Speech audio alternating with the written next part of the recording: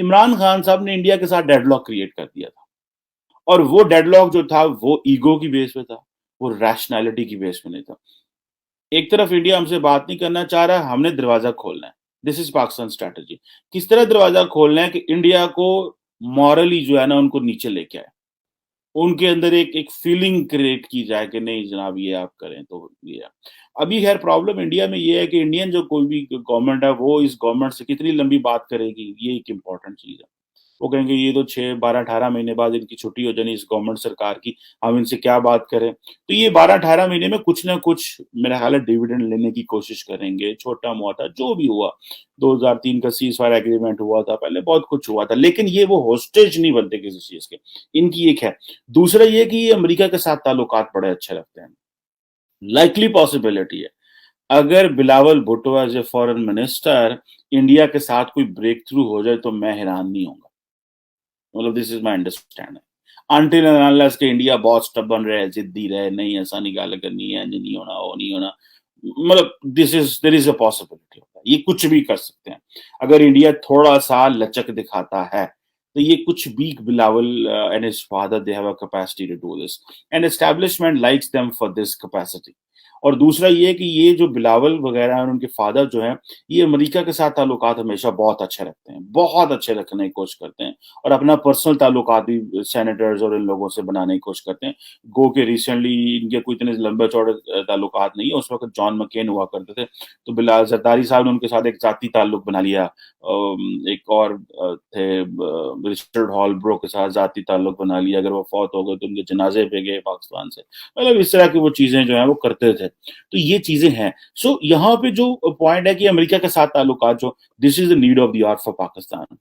मेरा ख्याल है कि जो स्टैब्लिशमेंट है वो ये समझती है कि इमरान खान ने जो पाकिस्तान की फॉरेन पॉलिसी फ्रंट को जो प्रॉब्लम क्रिएट की है, बिलावल भुट्टो उसको रिपेयर कर सकेगा। That is his choice to be obviously.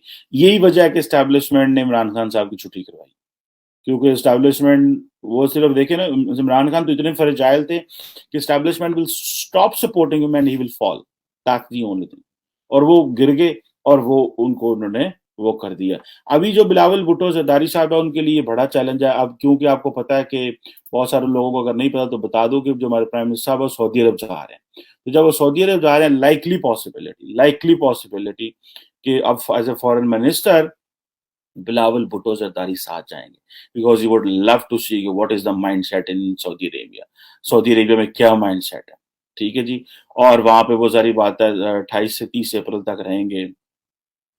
जाहिर बात है पैसों भी मांगेंगे, पैसा, और वो पैसा देंगे इनको। इमरान खान साहब को तो पैसा उन्होंने दिया था जनरल बाजवा के कहने में, फ्रैंकली स्पीकिंग। स्टैब्लिशमेंट के कहने पे सऊदीज ने इनको इनके साथ बात की थी, क्योंकि इमरान खान साहब को कोई पता नहीं है ये सुबह के हैं, दोपहर के हैं, शाम के हैं। लेकिन इनके साथ उनके पुराने ताल्लुकात है। जब 99 में जनरल मुशर्रफ ने इनको एग्जाइल में भेज दिया था, शहबाज शरीफ साहब हमारे प्राइम मिनिस्टर को और नवाज शरीफ साहब को, तो वो एग्जाइल सऊदी अरब में थी, तो ये सऊदीज के मेहमान रहे थे। तो ये इनके बड़े वो जिसे कहते हैं ना ट्रस्टेड पार्टनर हैं, लॉयल हैं उनके साथ। लेकिन जारी बात है पाकिस्तान की जब फॉरेन पॉलिसी का मैटर आता है, तो जब नवाज शरीफ साहब भी वजीर आजम थे तो सऊदीज के कहने के बावजूद इन्होंने यमन में फौजें नहीं भेजी थी। सो दैट वाज कि उस वक्त it was the parliaments decision कि हम नहीं भेजेंगे, भले सऊदी से हमारे अच्छे ताल्लुकात है। खैर नहीं, वो एक और चीज है। सो यहाँ पे आके देखना है कि अमेरिका के साथ ताल्लुकात ही अच्छे कर सकते हैं और ख्वाहिश भी रखते हैं जो कि डैमेज इमरान खान साहब कर गए हैं ये रिपेयर करें। इंडिया के साथ ताल्लुकात की हिस्ट्री है, ये रिपेयर कर सकते हैं। अब मैंने देखना है जयशंकर साहब किस तरह करते हैं। इंडिया में मेरा ख्याल है स्वाय इंडियन जो प्राइम मिनिस्टर के अलावा किसी को बोलने की इजाजत नहीं है about Pakistan. I haven't heard Jaishankar साहब speaking a word about Pakistan until and unless उन्होंने वो जिसे कहते हैं ना कोई पाकिस्तान के बारे में कोई क्रूशियल बात ना करनी हो, लेकिन वो नहीं बोलते, ठीक है जी। Indian foreign ministry external affairs जो है वो भी इसी तरह कोई ना कोई उन्होंने भी जिन्हों कहते ने ना कुछ चंगी नहीं करनी होंगी, वो उन्होंने भी कुछ वो पंजाबी जैसे कहते हैं लुत्ती लांदे ने, ठीक है जी। और प्रेशर वाली बात, हम ये नहीं करेंगे, हम वो नहीं करेंगे। अगर कोई हवा का झोंका आ सकता है तो नरेंद्र मोदी के दिमाग में क्या है, that is what is to be thought and discussed and to be seen. तो ये इंडिया के हवाले से ये चीजें, अमेरिका के हवाले से चीजें बेहतर होंगी आइंदा। और ये जो इमरान खान डैमेज किया है इसको रिपेयर करने की कोशिश करेंगे। लाइकली पॉसिबिलिटी है कि ये अमेरिका जाएंगे, लाइकली पॉसिबिलिटी ये हम मिलेंगे, ये ब्लिंकन से बात करेंगे, गपशप मारेंगे, कुछ ना कुछ होगा। मैं आपको, I can trust you, I am sure कुछ चीजें ये कर सकते हैं हम। दे हैव, इनकी पर्सनल दोनों जमातों की कैपेसिटी, इनका माजी का ट्रैक रिकॉर्ड, इनकी सस्टेनेबिलिटी इतनी ज्यादा है कि ये कुछ ना कुछ कर सकते हैं। और किस तरह कर सकते हैं, ये एक जारी बात की बात है। सऊदी अरब के साथ ये ताल्लुकात वैसे हैं, टर्की के साथ इनके अच्छे ताल्लुकात और इसको मजीद आगे लेके जाएंगे। चीन के साथ इनके बहुत अच्छे ताल्लुकात हैं दोनों पार्टीज के, ठीक है। इमरान खान की पावर आने से तो चीनी बड़े परेशान थे कि ये यार ये क्या कर रहे हैं, उनको पता है इन दोनों पार्टीज के साथ काम कर सकता है। सो ओवरऑल जो इंटरनेशनल पार्टनर्स हैं, they will be happy to have Bilawal Bhutto Zardari as a foreign minister, and Bilawal understand उसकी जो एक हिस्टोरिकल मेमोरी, उनकी इंस्टीट्यूशनल मेमोरी, पार्टी मेमोरी, फिर देन बहुत सारे इसकी पार्टी के जो लॉयलिस्ट हैं, जो इनके नाना के साथ रहे, इसकी मामा के साथ रहे, आज इसके साथ है, तो it means that they can make a lot of changes. And personally हमें एक मजा हुआ फॉरेन मिनिस्टर चाहिए। शाह महमूद कुरैशी साहब जो थे, वो तो सिर्फ जिसे कहते हैं ना शाह साहब ही थे, बस बातों, वो बात करते थे लेकिन कोई बात नहीं करते थे। आप उनके एज फॉरेन मिनिस्टर या एज पॉलिटिशियन सुने, मुझे तो उनकी समझ नहीं आई कभी।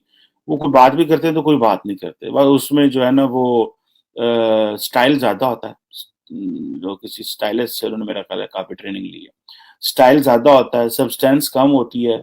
और बिलावल जो है वो is an Oxford graduate, fully politically trained to dialogue with all the Pakistan's major political parties।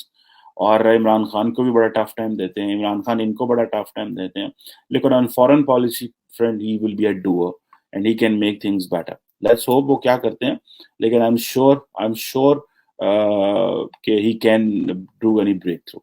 नाज़रीन, आज दो किस्से आपके साथ शेयर करूंगी। दोनों किस्सों का ताल्लुक माफ़ कर देने और एक दूसरे के ऐप पर पर्दा डालने से मुतालिक है। पहला किस्सा कुछ यूं है कि एक दफ़ा दो बहुत गहरे दोस्त सहराम में सफ़र कर रहे थे। रास्ते में बातें करते करते दोनों में बहस हो गई।